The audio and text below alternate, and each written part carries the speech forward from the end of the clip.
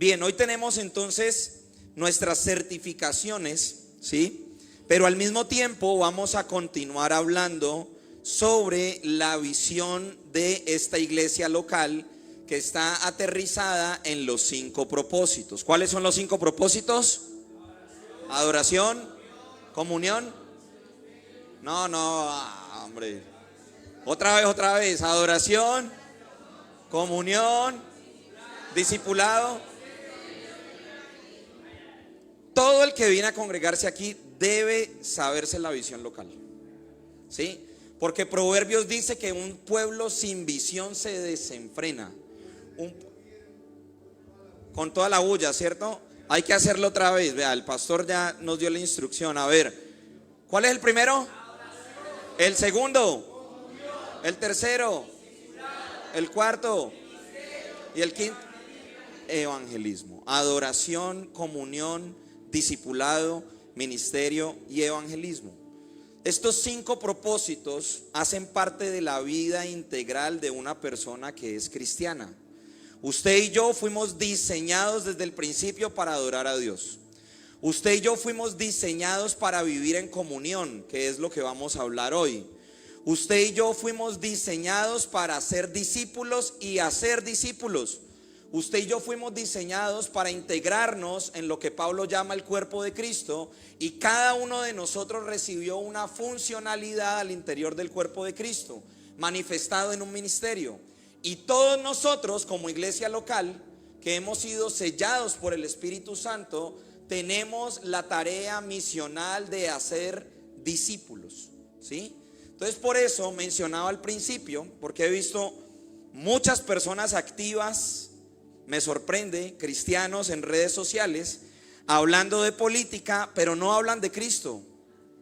Sus redes sociales las utilizan para otra cosa, menos para la función principal de la iglesia, que es hablar de Cristo, ¿sí?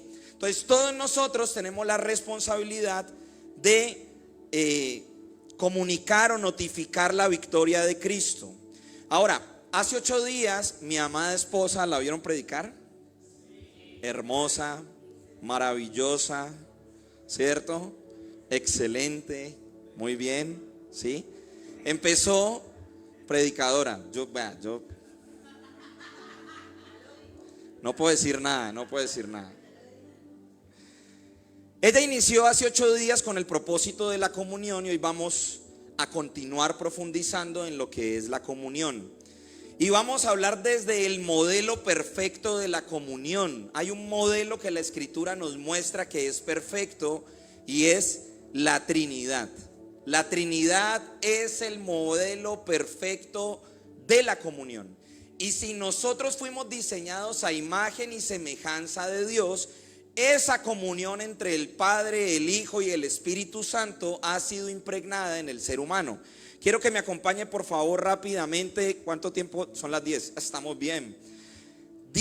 Juan capítulo 17 versículo 11. Quiero que me acompañe. Vamos a partir desde Juan capítulo 17 versículo 11. Saludamos a todas las personas que se conectan en las redes sociales desde los distintos espacios, geografías, lugares de donde nos escuchan.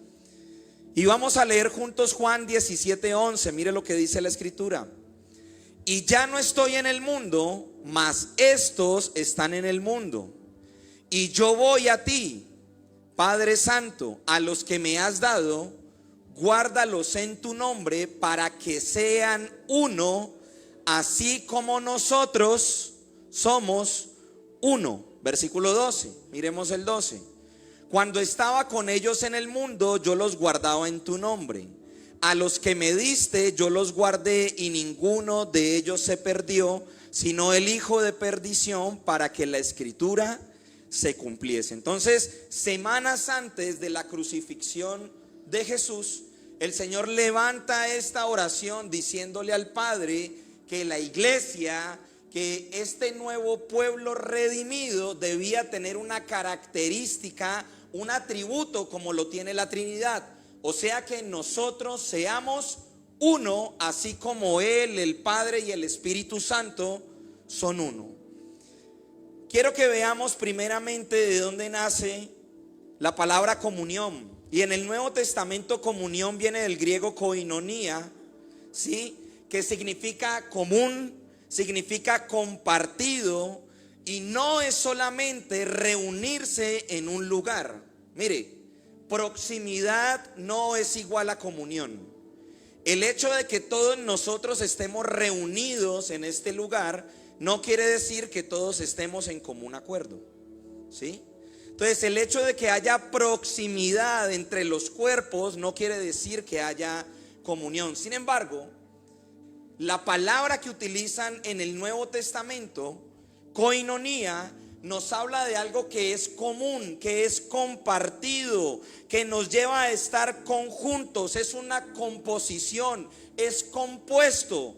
No homogéneo, somos heterogéneos, pero hay una característica, un atributo, una persona que nos une y que nos hace vivir en koinonia. Es lo que la palabra nos indica en el Nuevo Testamento. Y hay un texto que nosotros hemos venido trabajando desde principio de año, y es Hechos 2:42.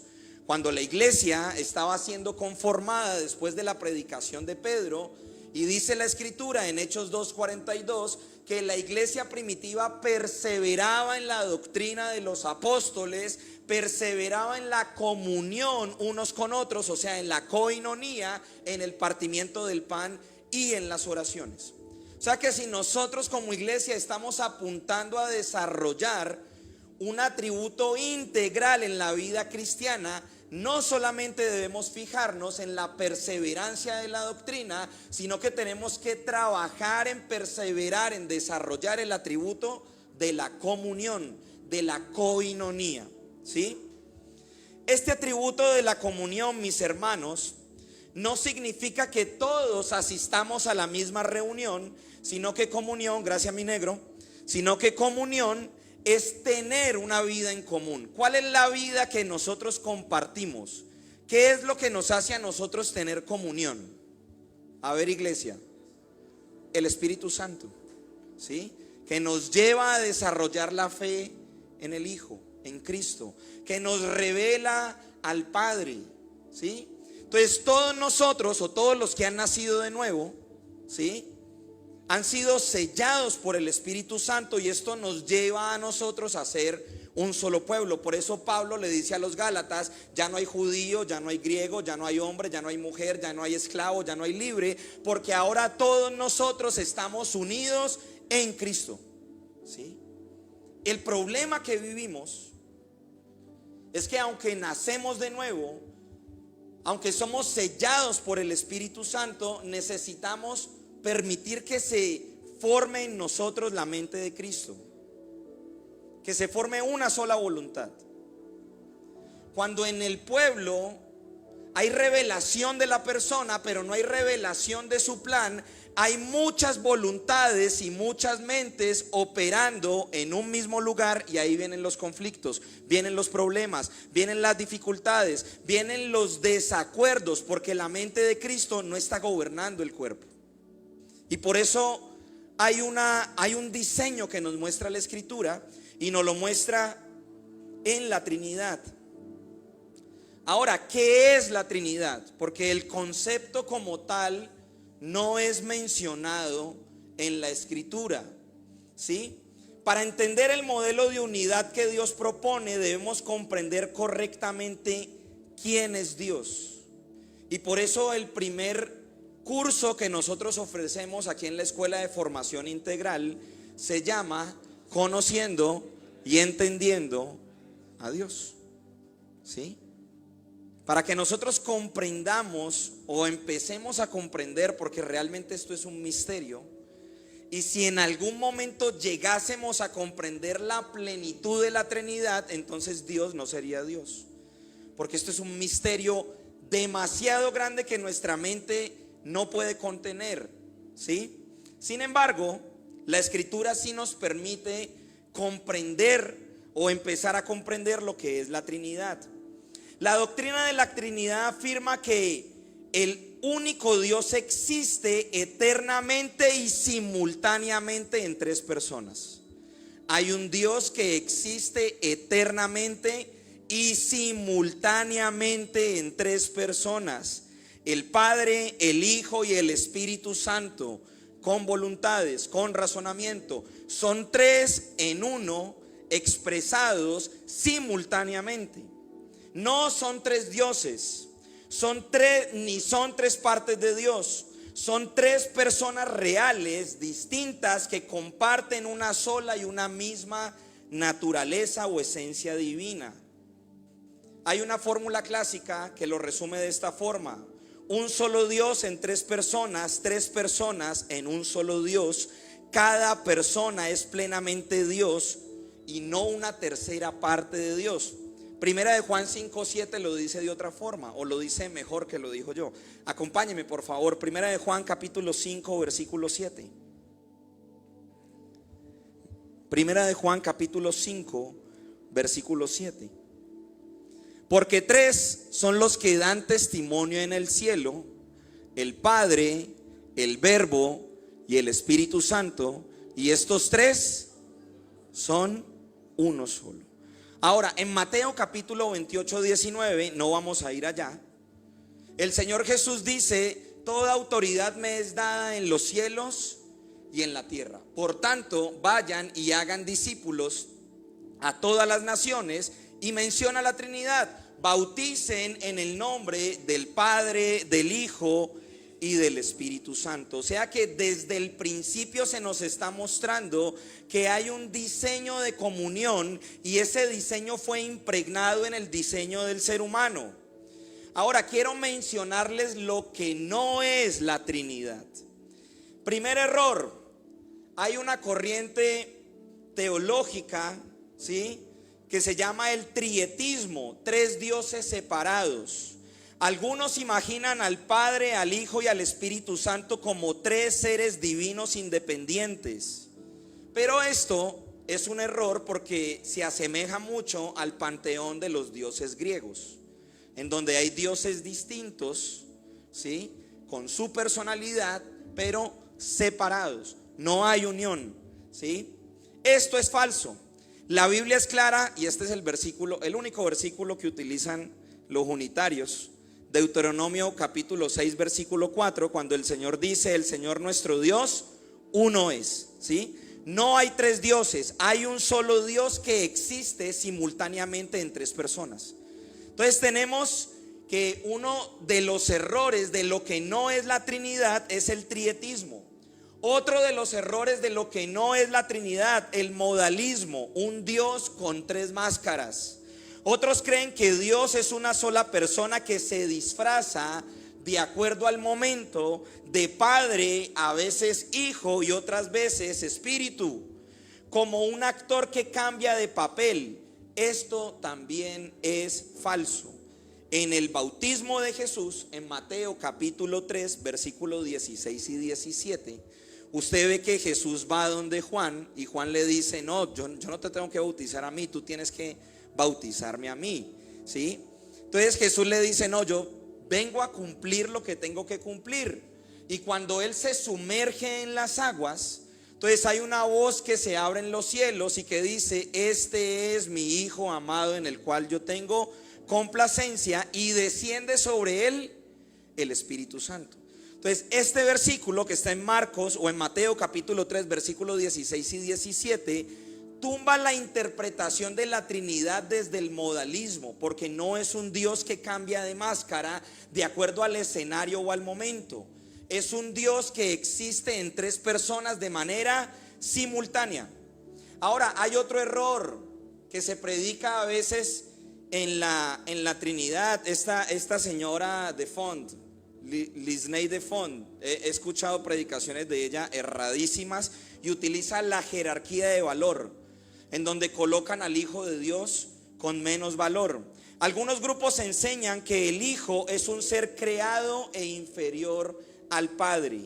La Biblia lo niega directamente cuando en Juan capítulo 1 versículo 1 afirma: en el principio era el Verbo, y el Verbo era con Dios, y el Verbo era Dios. El Hijo no fue creado, es eternamente con Él. Hay una convivencia simultánea entre el Padre, el Hijo y el Espíritu Santo.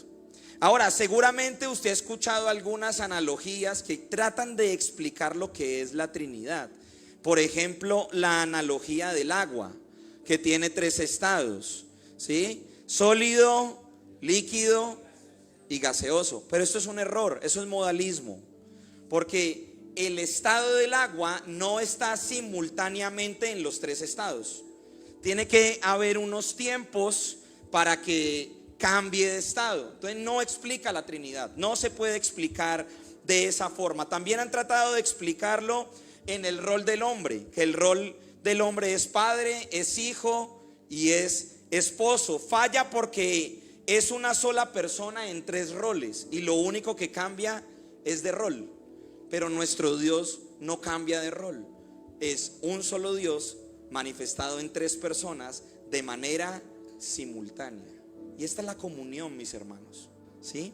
¿Por qué es la comunión? Porque usted va a ver, acompáñeme en Génesis capítulo 1, versículo 26, cómo desde el principio las escrituras nos muestran a la Trinidad operando en perfecta unidad, no como dioses separados, sino como una sola esencia divina manifestada de manera simultánea en tres partes. Entonces mire lo que dice Génesis 1:26. Entonces dijo Dios: hagamos al hombre a nuestra imagen, conforme a nuestra semejanza, y señoree en los peces del mar, en las aves de los cielos, en las bestias, en toda la tierra y en todo animal que se arrastra sobre la tierra. Entonces aquí en ese hagamos, en esa palabra, está la operación de la Trinidad, el Padre, el Hijo y el Espíritu Santo. Y si nosotros fuimos diseñados en este mismo modelo, entonces esto nos está diciendo que el ser humano nunca fue diseñado para estar solo. No fuimos diseñados para estar solos. Fuimos diseñados para operar en comunidad. Por eso después de la caída comienzan las rupturas. Si recuerdan lo que Dora explicó hace 8 días, que en la caída ocurrió la ruptura con Dios, consigo mismo, con los demás, con el entorno. Y estas rupturas lo que generaron fue una separación entre Dios, entre las personas, entre la naturaleza. El equilibrio divino se fracturó completamente y por eso ahora nos relacionamos de manera incorrecta, o antes nos relacionábamos de manera incorrecta, influenciados por la naturaleza caída, y esa naturaleza caída está viciada de las intenciones y motivaciones del corazón. Si usted comprende eso, usted va a saber que la persona que elijan hoy va a gobernar este país en la naturaleza caída, desconectado del Señor, desconectado del gobierno que Dios establece, ¿sí? Entonces, claro, hay una responsabilidad pero no podemos levantar caudillos para que pensemos que van a salvar porque hay un solo Salvador y se llama Jesucristo. Hay un solo Rey que va a gobernar esta tierra y las naciones eternamente. Entonces usted y yo tenemos que trabajar en eliminar el analfabetismo que hay en la iglesia global. Mire, esta mañana en la madrugada estaba leyendo 2 artículos de investigadores cristianos que estaban mostrando el porcentaje de analfabetismo en la iglesia cristiana a nivel global. Y dice que más del 20% de los cristianos a duras penas conoce por qué es salvo. El 50% de los cristianos no han leído la Biblia completa de la iglesia global. O sea, somos un pueblo analfabeta, un pueblo que no lee. Y por eso sigue vigente lo que el Señor le dijo al pueblo de Israel: mi pueblo perece, mi pueblo falla, mi pueblo no me conoce, mi pueblo cae por falta de conocimiento. Necesitamos conocerlo, mis hermanos. Y aquí hay unas herramientas, hay unos cursos que se están dando. Nos estamos organizando incluso a las necesidades que ustedes tienen. Si necesitan un curso presencial, lo abrimos. Pero el problema es de voluntad. El problema es de querer conocerlo. Entonces Dios desde un principio se ha dado a revelar. se ha dado a mostrar porque su deseo es que nosotros lo conozcamos. Su deseo es que nosotros tengamos intimidad con Él. Su deseo es que usted y yo de manera individual, intransferible, desarrollemos una relación de intimidad con Él. Y cuando nos reunimos de manera corporativa, se reúne un pueblo que lo conoce, que lo adora, que lo exalta y que trabaja para establecer su plan aquí en la tierra, mis hermanos. Por eso es importante conocerlo. Entonces usted y yo fuimos diseñados para caminar en comunión. Usted y yo fuimos diseñados para operar en unidad, para complementarnos, mis hermanos. Si ese mismo diseño de la Trinidad está en la iglesia y nuestra visión en esta casa es que Cristo sea formado en nosotros, usted y yo tenemos que perseverar en la comunión. Perseverar en la comunión. No todo es individual. Hay unas acciones personales que son individuales, pero el resto son comunitarias. Y hemos aprendido a ser hijos. Hemos aprendido el valor de ser hijos, pero necesitamos con urgencia aprender a ser familia. Aprender a amarnos, aprender a respetarnos, aprender a honrarnos, aprender a ver el valor de la persona que tengo al lado y aprender a ver a las personas como el Señor las está viendo. ¿Cómo nos ve Dios a nosotros? Con ojos de misericordia, con ojos de amor, con ojos de gracia. Así nos ve el Señor a nosotros.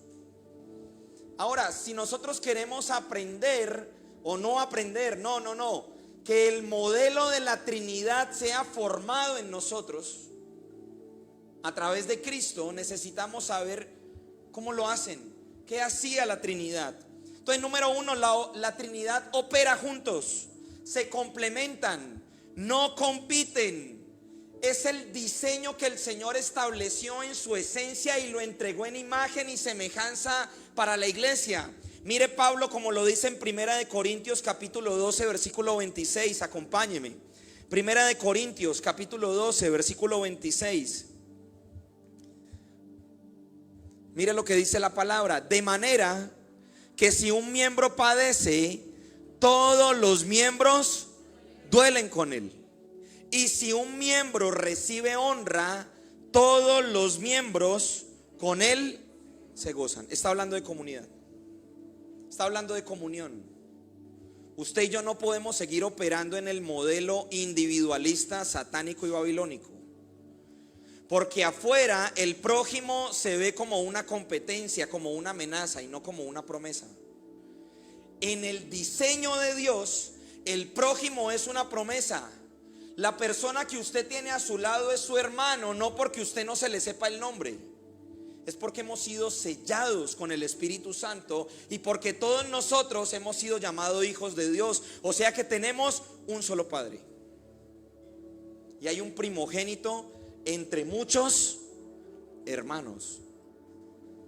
Pero dentro de la iglesia, ojalá no pase aquí, dentro de la iglesia global hay grupitos.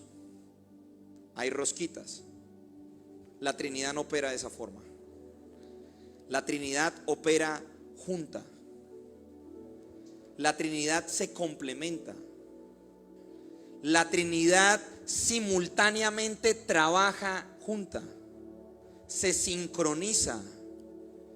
Cuando los apóstoles en Hechos 2:42 dicen que ellos perseveraban en la comunión, ellos perseveraban en el modelo de la Trinidad de operar juntos, simultáneos. Pablo más adelante nos dice esto: si un miembro del cuerpo se adolece, todo el cuerpo debe sentirlo. Pero si nosotros venimos pensando que Dios va a venir a responder nuestras propias oraciones, estamos siendo egoístas. Porque Mateo 6:33 dice: primeramente, busquen el reino de Dios y su justicia, y todo lo demás. Solo que nosotros hemos invertido el texto, el orden. Entonces venimos con preocupaciones, con necesidades, y claro, sí están. Pero usted lee Filipenses y Pablo dice: no se preocupen por nada, aprendan a no preocuparse, confíen en Él, avancen en el plan. Entonces tenemos a un Dios quizá que lo hemos colocado a nuestro servicio y no hemos comprendido que nosotros estamos al servicio del Señor. Pablo también lo dice de esta forma, Primera de Corintios capítulo 3 versículos 6 y 9, acompáñeme, 6 al 9. Mire lo que dice la escritura: yo planté, Apolo regó, pero el crecimiento lo ha dado Dios. Versículo 7, así que ni el que planta es algo, ni el que riega, sino Dios que da el crecimiento. Versículo 8, y el que planta y el que riega son una misma cosa, aunque cada uno recibirá su recompensa conforme a su labor. Versículo 9, porque nosotros somos colaboradores de Dios y vosotros sois labranza de Dios, edificio de. Entonces aquí nos está mostrando el modelo de la Trinidad aterrizado a la iglesia, operando juntos. El Padre no actúa sin el Hijo, el Espíritu no obra sin el Padre. Hay una interconexión perfecta donde cada uno aporta para que se complemente y lleguen al mismo fin. Es lo que hacía la Trinidad. No hay competencia, o lo que hace. No hay competencia, no hay celos, no hay territorios definidos. Y me encanta leer el Evangelio de Juan. Miren lo que dice Juan 5:19, acompáñenme. Juan capítulo 5 versículo 19. Respondió entonces Jesús y les dijo: de cierto os digo, no puede el Hijo hacer nada por sí mismo. No hay individualidades en la Trinidad, sino lo que ve hacer al Padre, porque todo lo que el Padre hace, también lo hace el Hijo igualmente. Entonces usted y yo no tenemos que competir, porque si competimos ya perdimos. Usted y yo no tenemos que compararnos, porque si nos comparamos ya perdimos. La iglesia se complementa, y cuando nos complementamos expresamos juntos como un cuerpo a Cristo. Por eso Jesús dijo: Padre, que ellos sean uno, así como tú y yo somos unos. Y tiene un propósito: para que el mundo, cuando hay comunión, se comienza a cumplir la gran comisión.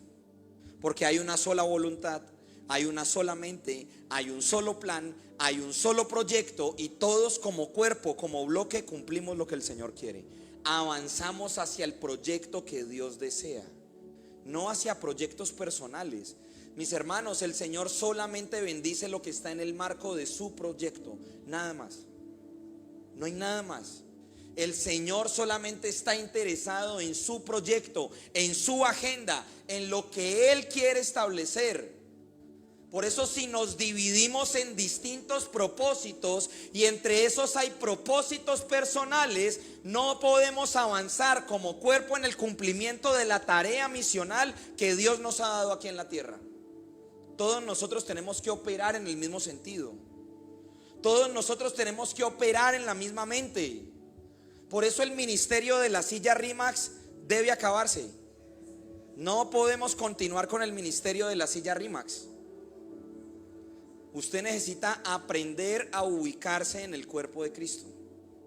Si no, en la vigilia lo hablamos, hay un listado de iglesias que podemos sugerirle para que usted pueda ir a calentar silla.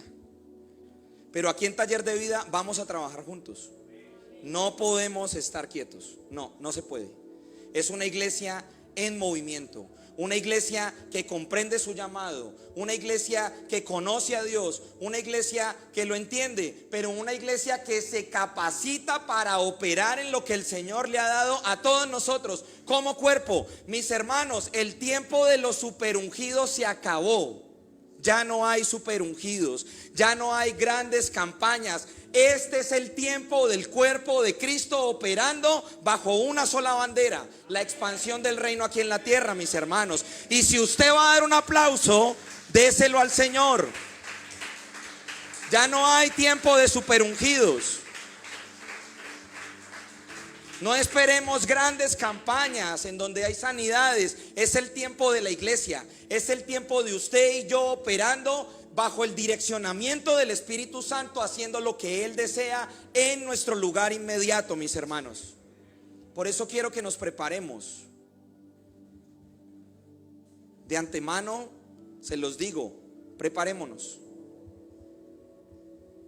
¿Sí? Porque si usted nota, este lugar nos está quedando pequeño. Y hay que prepararnos. ¿Vale?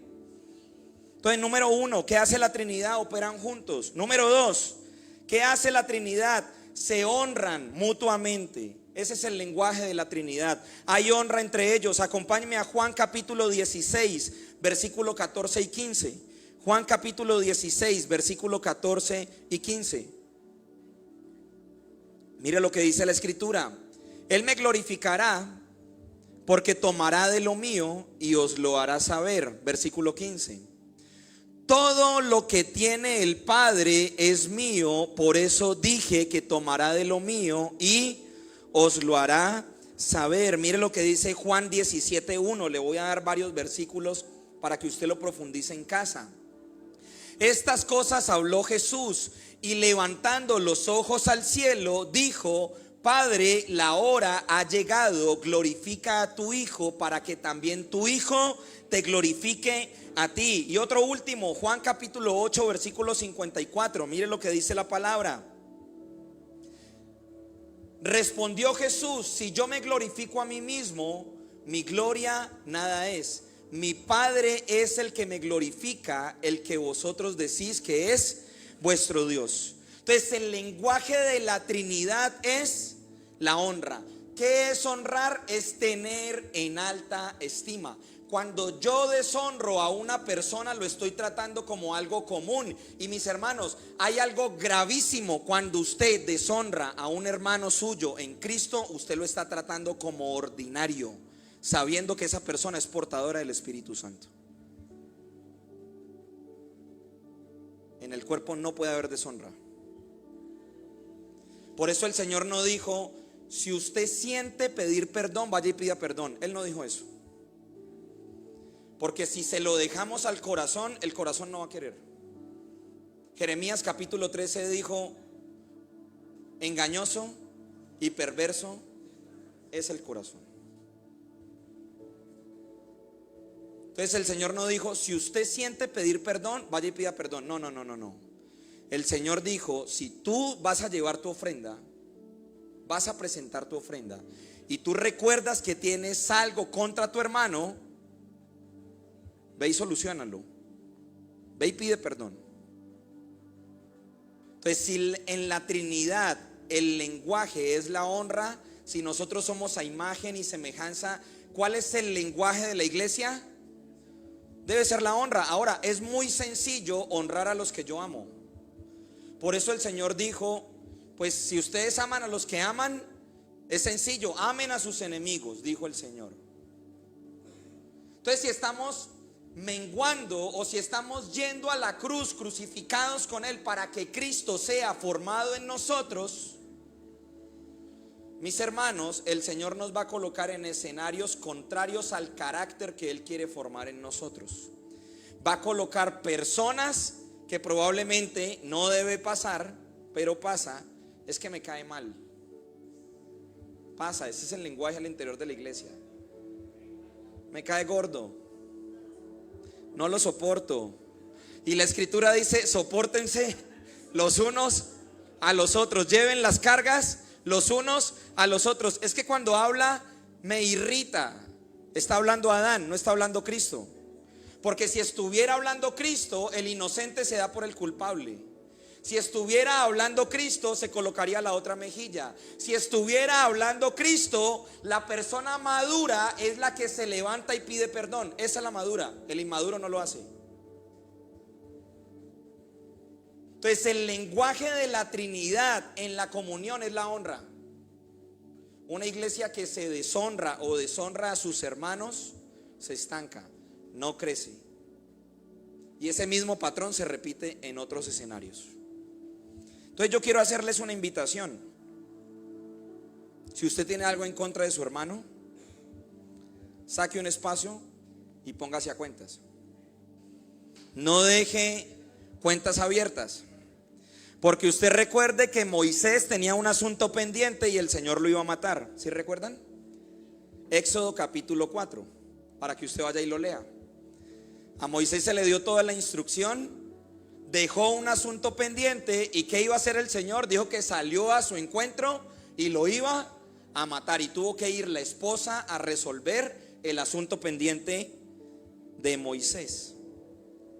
El lenguaje de la Trinidad es la honra. Mire, no podemos experimentar la perfecta unidad en la iglesia si no aprendemos a honrarnos mutuamente. La honra no es un halago vacío, es reconocer el valor, el llamado y la función de la otra persona como parte del cuerpo de Cristo. Es que usted no está hablando con cualquiera, usted está hablando con un hijo.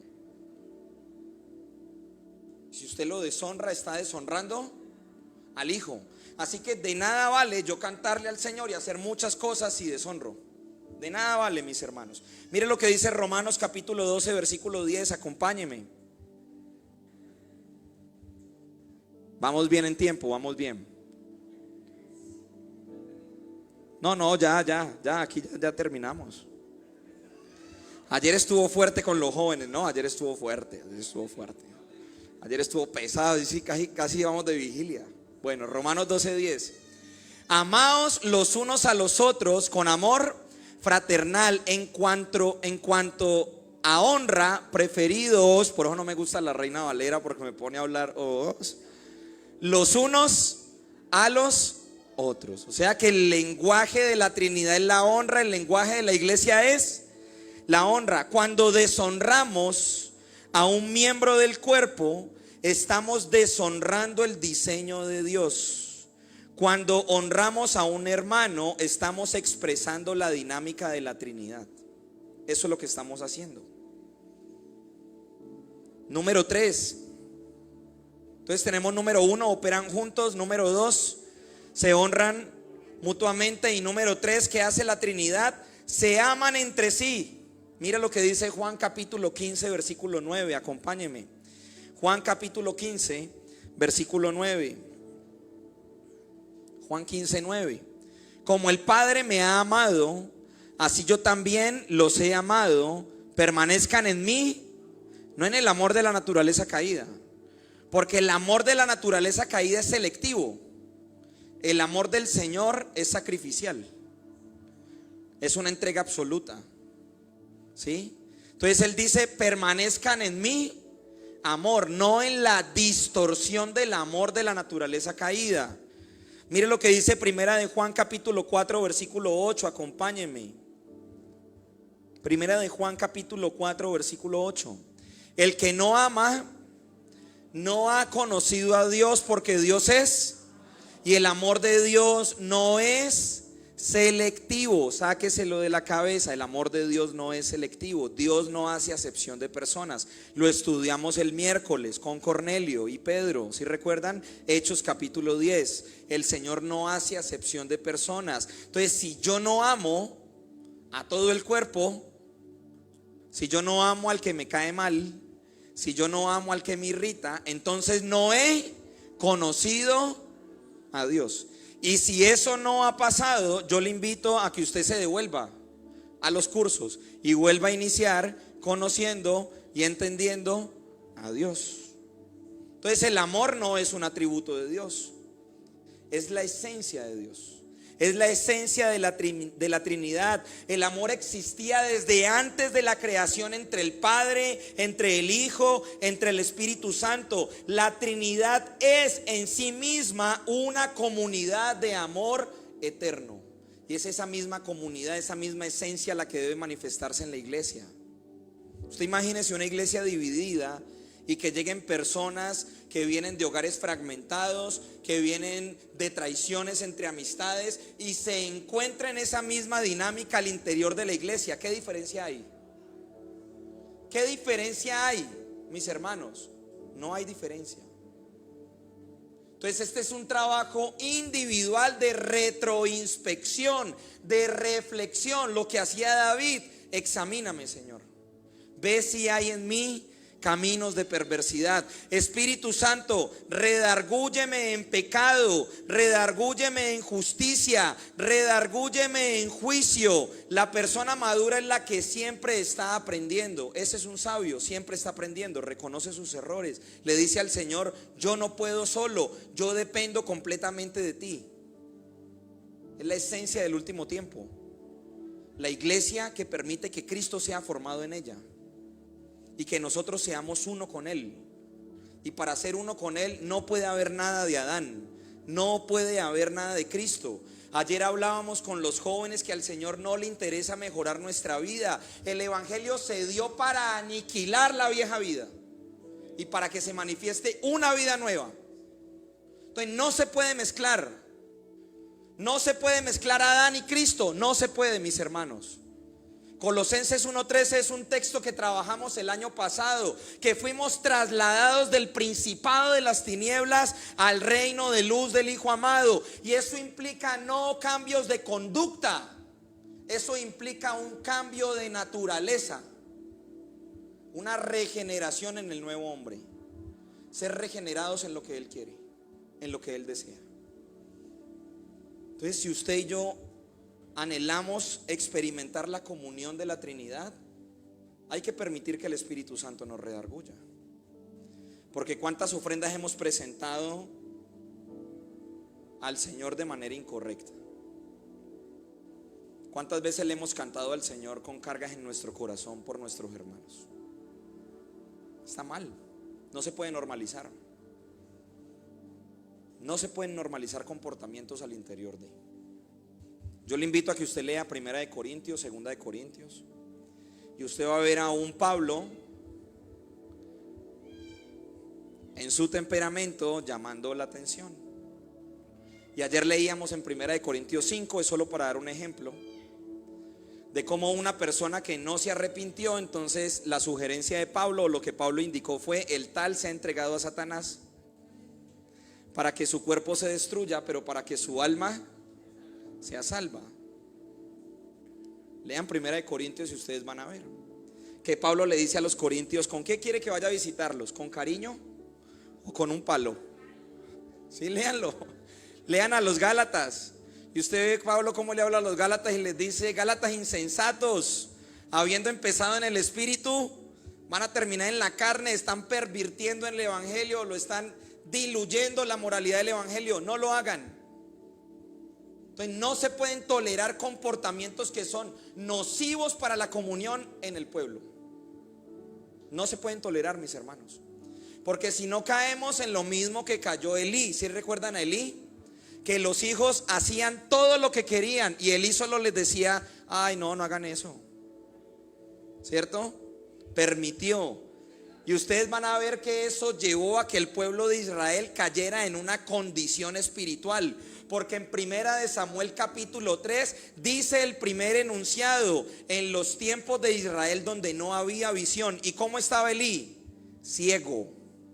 El profeta, el sacerdote, el que tenía que direccionar al pueblo, llevó a una condición espiritual a toda una nación por la necedad de no corregir a sus hijos.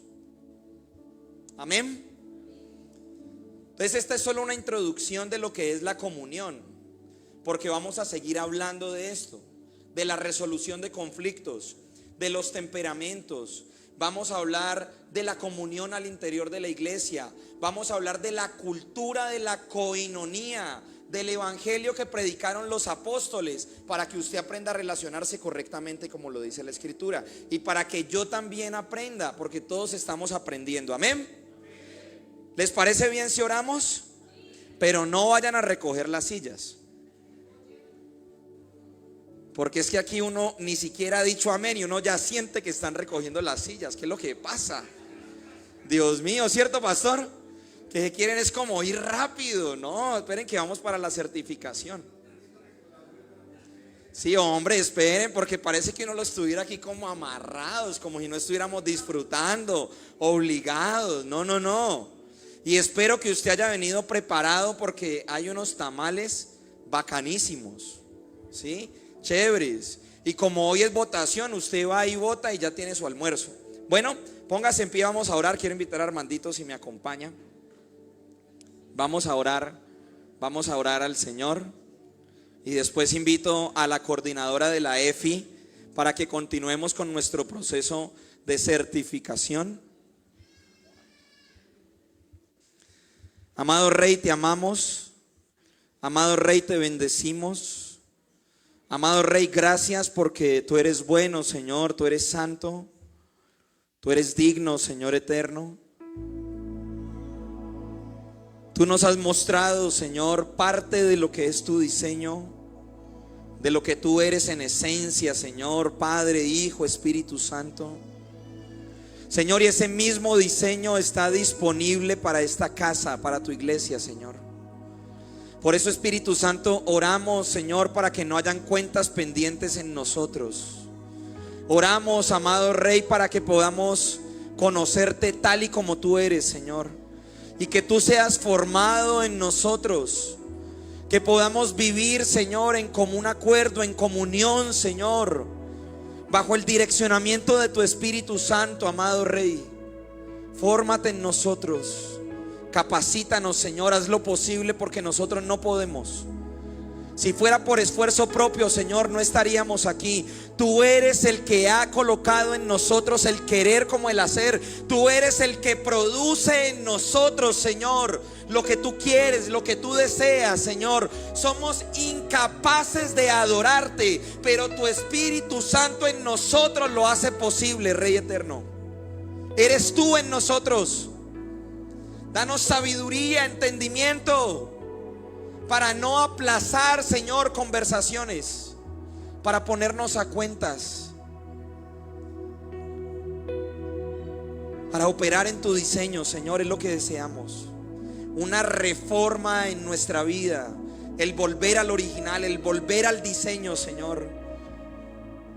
Como dice Efesios capítulo 1, comprender, Señor, la anchura, la altura, la hondura y la profundidad en el conocimiento de la persona de Cristo. Señor, tú nos has mostrado la angustia apostólica para que la iglesia comprendiera la importancia de conocerte.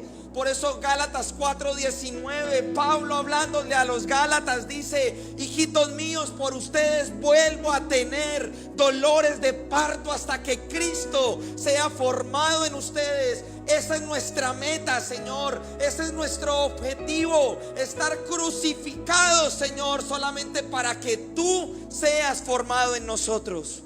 Para que no sean nuestros sueños, para que no sean nuestros anhelos, para que no sean nuestros proyectos, para que seas tú en nosotros y nosotros en ti para siempre, unidos para siempre, eternamente, sincronizados con tu corazón, con el latir de tu corazón, Señor.